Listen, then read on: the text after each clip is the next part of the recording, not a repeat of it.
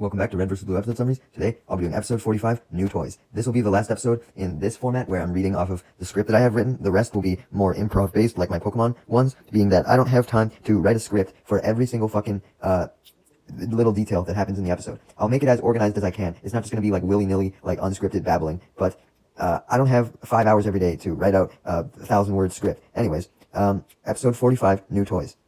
The camera pans around the planet as Sarge, who is currently down on his luck beside Donut, repairing the Warthog, instructs Donut on where to hold the light, immediately correcting him when he holds it on Sarge's face instead, arguing why he would need the light on his face as opposed to where he was working. Donut ignores Sarge, asking him what several things on the bottom of the Warthog were, such as a metal thing he thought looked like a bunny, and excitedly inquiring about another metal thing that he thought looked like a soup can. Sarge simply responded by bitterly warning Donut not to touch anything,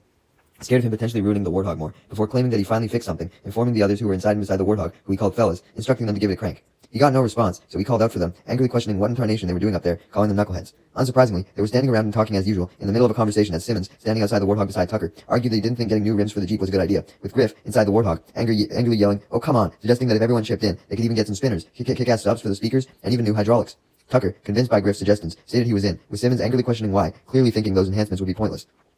Griff jumped in, answering for Tucker, obviously shouting it was for style, assuming Tucker shared his reasoning, but Tucker clarified his was for chicks, being the pervert and ladies' man that he was. Simmons rebutted angrily, questioning what chicks Tucker was referring to, adding that there was no one around for miles, and that they didn't even know if anyone was alive. Griff, recalling how adamant Simmons was in that humanity had survived when he said otherwise, questioned in disbelief why Simmons was suddenly a pessimist, and Tucker responded to Simmons by agreeing that Simmons was right, but reminded him that if there were any chicks left, the Reds and Blues would literally be the last man on earth for them, with Griff confirming that Tucker was right. Tucker continued, commenting on how all his life girls had told him they would never be with him, even if he was the last man on earth, laughing as he formulated his potential new response, as he said, "Well, that may be true, but what if I were the last man on earth, although also with a sweet-ass pimped-out ride, bitch?"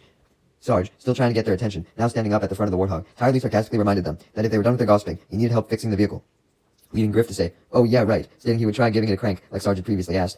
implying he may have heard him before. Sarge yells at him urgently to wait, as Donut was still underneath, but it was too late as Griff drove the Warthog forward, only managing to go a few feet before it grinded to a stop, running over Donut as he let out a massive yelp, "Yah-yah-oo," in pain. Sarge assertively simply asked Donut if he was okay, with Donut replying through tears that he was just petting the bunny when it went into the soup can, taking part of his hand with it. By bunny and soup can, obviously meaning the metal things on the Warthog, leading Sarge to growl in annoyance and return underneath the Warthog, angrily lecturing Donut that he told him to touch nothing, but he touched everything, clarifying that was the exact opposite of touching nothing, thinking Donut's dumbass might not know that, and implying that Donut's hand wouldn't have suffered if he just listened to him. Meanwhile, Tucker made fun of the situation by joking, "Bunny and hand soup, just like Mom used to make." And Simmons jumped in the Warthog beside Griff, leading Griff to question annoyedly what he was doing, with Simmons responding that he was simply getting in the Jeep, making fun of Griff's dumb question by questioning what else could possibly look like what he was doing. Griff, more so meaning to question why Simmons was getting in front of the Jeep beside him, sarcastically teased if they were on a date, demanding him to get in the back seat. Simmons reluctantly obliged, accusing Griff of being so insecure, unclear if that meant sexually or in seeing superiority to be in the front seat. Sarge, so tired of the bickering that he got up from underneath the Warthog once again, ordered Griff and Simmons to shut up, once again reminding him that they needed to get the Warthog fixed. As for Donut, he was still underneath the Warthog, likely unable to move from the shock of his injury, worriedly informing Sarge that he was dizzy. Sarge, shrugging it off, claimed that it was just due to blood loss, unsarcastically stupidly stating that Donut could simply make new blood, adding he just needed orange juice to do so. Tucker, ignoring Donut's situation, questioned Sarge on what his rush was to fix the Warthog anyway, with Sarge accusing the Blues of simply liking to lollygag a bit, insinuating that the Blues just never got stuff done in a timely manner, so Tucker just thought Sarge was rushing it. Tucker rebutted, but knowing that they did tend to lollygag a bit, focused on reminding Sarge that there truly was no blue team anyway, since Red vs. Blue was a lie, and they were the same. Griff annoyedly begged Tucker not to start saying that crap again, with Simmons agreeing, comparing Tucker to a conspiracy nut when he says stuff like that, using, "He put a chip in my brain," as an example as he imitated one, and Griff using, "The government can hear my thoughts," as a supporting example. Donut, wanting to join in, uses, "We never landed on the sun," as an example, which seems stupid, but no one called him out on it, implying they had landed on the sun in the RVB universe. Griff then shouts a second example, "They put fluoride in my water," with Simmons claiming that one was actually true. Griff asked for clarification if it really was, admitting that it would explain why he listened to so much pop music, referring to several songs relating to fluoride in water. Sarge, going back to Tucker's initial question of why Sarge was in such a rush to fix the Warthog, decided to give a real answer, which was simply that the Reds needed to be prepared, claiming that their enemies were no doubt preparing to attack them at any moment. Tucker denied this, claiming that the Reds thought Tucker was their enemy, and he wasn't planning to attack them, slyly clarifying, the pervert that he was, that the only thing he was planning to do was get laid, which he said slyly and slowly spelled out letter by letter, L-A-I-D. When no one reacted to his perverted statement, he clarified that L-A-I-D spelled late, thinking they just didn't understand the joke. After more silence, Griff annoyedly clarified that they all did get the joke, bitterly clarifying that they could all spell, they just thought that the joke was fucking weak. Meanwhile, at some sort of base complex with multiple small buildings connected by stairs, with an exterior consisting of a blue sky, a lot of crates and storage containers, and a huge spinning windmill contained by a circle, O'Malley was inside with Lopez after arriving from the beach, having just discovered the base, evil laughing as usual, and stating how he thought this complex would do nicely for an evil lair, adding how diabolically designed it was, perhaps referring to the complexity of the multiple rooms connected by stairs. Doc, on the other hand, stated that he also liked the place, particularly the floor plan, additionally stating that the place would give them 88% good luck, and that it was very breezy, justifying that he knew because he was a student of Feng Shui, which was an ancient Chinese thing that taught the harmony of your surroundings and environment and how it related to luck. O'Malley bitterly told Doc to be quiet, as Lopez then jumped in the conversation, complaining that all he wanted in the lair was his own room, arguing that he hated having to share with the vacuum, implying he had in the past. O'Malley then shouted a hello greeting, questioning if anyone was home, sarcastically warning them not to be alarmed, since he was only planning on killing them and taking their possessions. Thankfully for both O'Malley and anyone else, there was no response, meaning he and Lopez were alone, which O'Malley bragged was because he and Lopez's very presence scared everyone away, evil laughing once more. Doc, wanting to make absolutely sure they were allowed to live at the place, suggested checking if it was listed with a real estate agent, with O'Malley as usual ignoring him, demanding he shut up. Doc tried to defend his suggestion by adding that they didn't even know if the place had been inspected recently, indicating there could be hidden dangerous hazards,